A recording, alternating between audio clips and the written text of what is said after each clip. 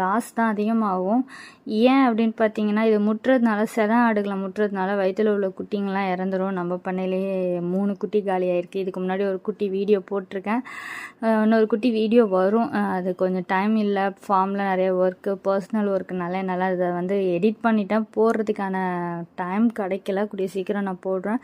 போட்டோட்டி இதுலேயே நான் உங்களுக்கு வீடியோலேயே டேக் பண்ணி விட்றேன். ஏன் இவ்வளோ இழப்புகள் ஏற்பட்டோ அந்த ஆட்டை வச்சுருக்கீங்க அப்படின்னா, அது 3 குட்டி போடும். ஃபஸ்ட்டு வாங்கின ஆடு. ஸோ அழகாக வேறு இருக்கா, அதனால் விற்கிறதுக்கு மனசு இல்லை. இப்போல்லாம் என்ன பண்ணுறதுனா கட்டி போட்டு மேய்க்கிறது, மற்ற ஆடுங்களோட விடுறதில்ல. சரி, இவங்களே கட்டி போட்டோம்னா மற்ற ஆடுங்க ஒன்றா மேயும்னு பார்த்தீங்கன்னா, அதில் ஒருத்தவங்க தலைமை தூக்க ஆரம்பிச்சிடுறாங்க. மாடில் கூட கிடையாது, ஆடு கோழிங்களில் டாமினேஷன் பவர் அதிகமாக இருக்கும். நான் தான் பெரிய ஆளுன்னு சொல்லிட்டு ஒரு 2 டிக்கெட் சுற்றிக்கிட்டு இருக்கோம். இந்த ஆடுங்களை கண்ட்ரோல் பண்ணுறதும் ரொம்ப ரொம்ப சேலஞ்சான ஒரு விஷயமா இருக்கும் ஃபார்மில்.